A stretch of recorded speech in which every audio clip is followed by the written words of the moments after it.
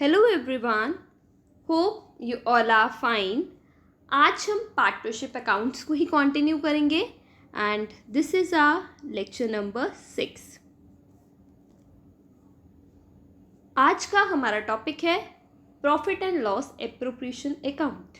आज हम डिस्कस करेंगे कि profit and loss appropriation account होता क्या है, कब प्रिपेयर किया जाता है और क्या फॉर्मेट हमें फॉलो करना है। सो स्टार्ट करते हैं। जैसे जब हम पार्टनरशिप अकाउंट्स में profit and loss account prepare करते हैं तो मैंने आपको बताया था जो उससे नेट प्रॉफिट आएगा उसको हमने क्या करना है, डिस्ट्रीब्यूट करना है पार्टनर्स में। सपोज 3 पार्टनर्स हैं तो ये जो प्रॉफिट है वो डिस्ट्रीब्यूट किया जाएगा इन 3 पार्टनर्स को। तो प्रॉफिट को डिस्ट्रीब्यूट करने के लिए पार्टनर्स के बीच में हम एक अकाउंट प्रिपेयर करते हैं जिसे हम बोलते हैं profit and loss appropriation account. मतलब profit and loss appropriation account ऐसा अकाउंट है जो प्रिपेयर किया जाता है ताकि जो हमने प्रॉफिट एंड लॉस अकाउंट से नेट प्रॉफिट फाइंड आउट किया है उसे हम डिस्ट्रीब्यूट कर सकें अमंग दी पार्टनर्स। ठीक है, बिकॉज ये जो नेट प्रॉफिट है वो एक पर्सन का नहीं है, वो सारे पार्टनर्स का है। तो पार्टनर्स के बीच में ये प्रॉफिट डिस्ट्रीब्यूट करने के लिए हम एक अकाउंट प्रिपेयर करते हैं जिसे हम बोलते हैं profit and loss appropriation account. थोड़ा और डिटेल में डिस्कस करते हैं। What is profit and loss appropriation account? Firstly कौन प्रिपेयर करता है इसे? It is prepared by partnership firms. Profit and loss appropriation account कौन प्रिपेयर करेगा? Partnership firms. नेक्स्ट इज कब प्रिपेयर किया जाएगा? After profit and loss account. इसे हम कब प्रिपेयर करेंगे? It is prepare just after the profit and loss account. Obviously ना बच्चे, सबसे पहले आप प्रॉफिट एंड लॉस अकाउंट से नेट प्रॉफिट फाइंड आउट करोगे तभी तो उसको डिस्ट्रीब्यूट करोगे ना। तो पहले क्या प्रिपेयर होगा? Profit and loss account.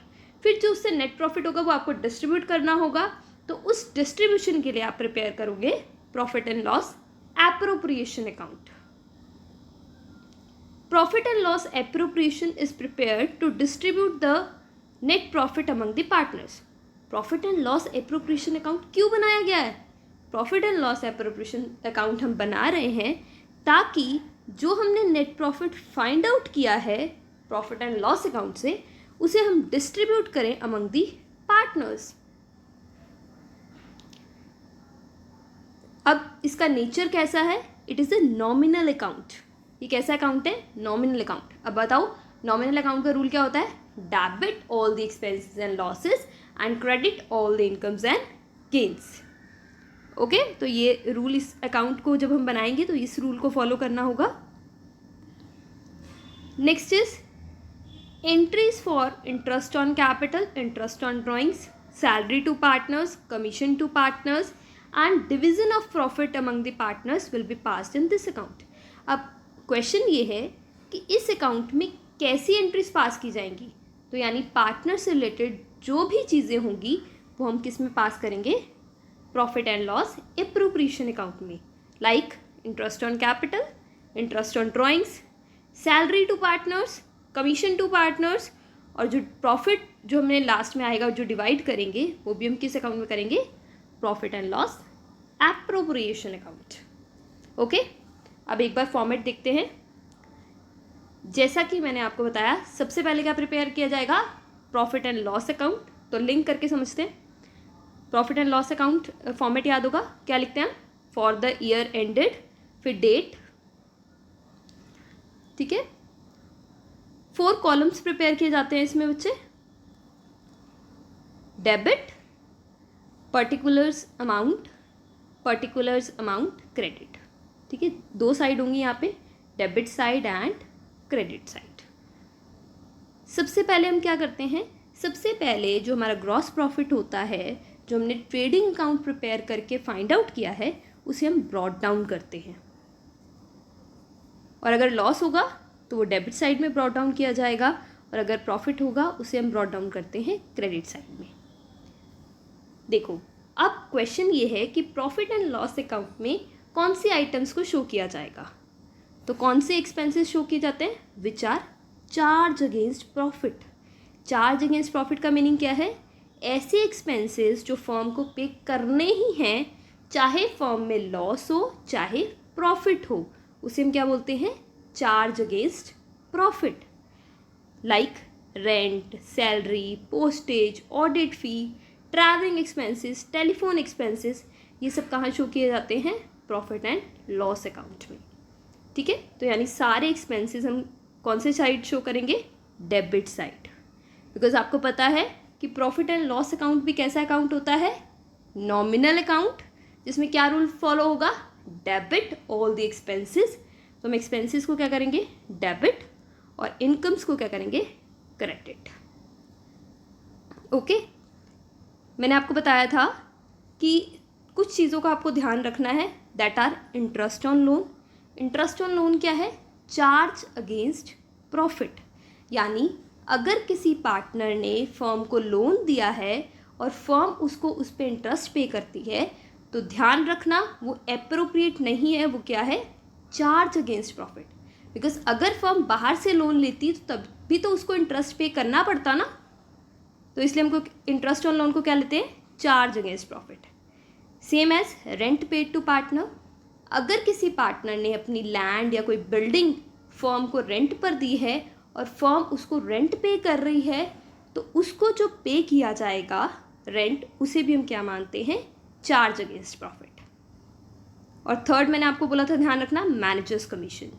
ठीक है, तो ये सारी आइटम्स हम डेबिट साइड में शो करेंगे। उसके बाद हम बैलेंस निकालेंगे, तो हमारे पास क्या आ जाएगा, नेट प्रॉफिट। ओके, और अब ये जो नेट प्रॉफिट हमें कहाँ ट्रांसफ़र करना है, profit and loss appropriation account में। अब इस प्रॉफिट को हम ले जाएंगे profit and loss appropriation account में और डिवाइड करेंगे अमंग द पार्टनर्स। ठीक है, अब इस अकाउंट को हम क्लोज कर देते हैं। ठीक है बच्चे, तो प्रॉफिट एंड लॉस अकाउंट में वही एक्सपेंसेस लिखे जाएंगे which are charge against profit, यानी वो एक्सपेंसेस जो फर्म को पे करने ही करने हैं, चाहे फर्म में प्रॉफिट हो चाहे फर्म में लॉस हो। फिर हम प्रिपेयर करेंगे profit and loss appropriation account. तो इसके लिए सबसे पहले आपको ऊपर लिखना है profit and loss appropriation account for the year ended. किस टाइम के लिए हम बना रहे हैं, साल के लिए नॉर्मली प्रिपेयर किया जाता है। क्या लिखोगे, for the year ended. 4 columns आपको प्रिपेयर करने हैं, debit, particulars amount, credit, particulars amount.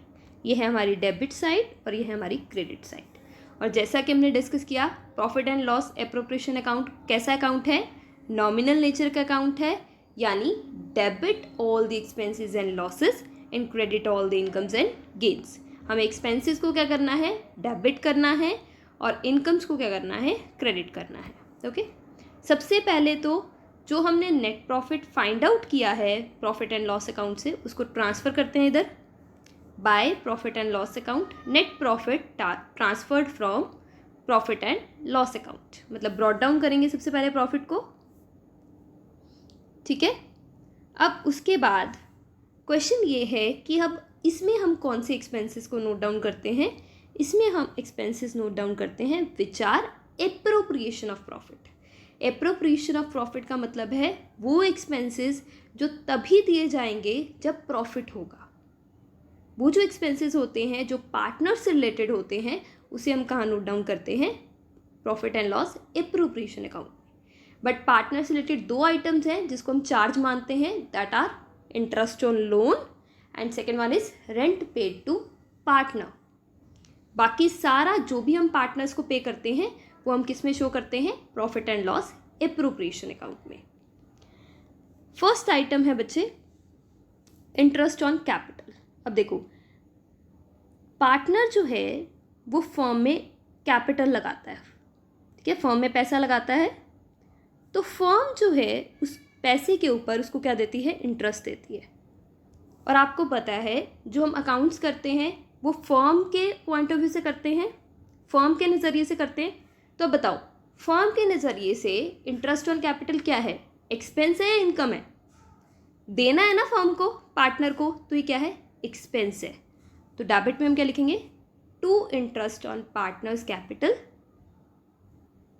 अगर सपोज दो पार्टनर्स है और ए और बी, दोनों की इंटरेस्ट ऑन कैपिटल लिखेंगे और यहाँ पे हम दोनों की कैपिटल जो भी इंटरेस्ट ऑन कैपिटल होगी उसको प्लस करके लिख देंगे, ठीक है। Next is salary to partner. अगर एक पार्टनर जो है वो ये कहता है कि बाकी पार्टनर इतना फर्म के लिए वर्क नहीं करते, मैं ज़्यादा वर्क करता हूँ, तो मुझे सैलरी मिलनी चाहिए। तो अगर फर्म उसको सैलरी पे करती है तो बताओ फर्म के लिए वो एक्सपेंस है या इनकम है? एक्सपेंस है, फर्म को सैलरी पे करनी है, तो डेबिट साइड लिखोगे to salary to partner. Next is commission to partner. अगर हम पार्टनर को कोई कमीशन देते हैं, ठीक है, कोई डील वगैरह उन्होंने साइन कराई है, तो वो भी क्या है, फर्म को पार्टनर को देना है, एक्सपेंस है, तो डेबिट साइड आ जाएगा टू कमीशन टू पार्टनर। अगर हम ये चाहते हैं कि प्रॉफिट एंड लॉस पार्टनर में डिस्ट्रीब्यूट करने से पहले कुछ पैसा निकाल लिया जाए, साइड पे रख लिया जाए, तो वो भी हम कहाँ लिख देंगे, डेबिट साइड टू रिजर्व्स।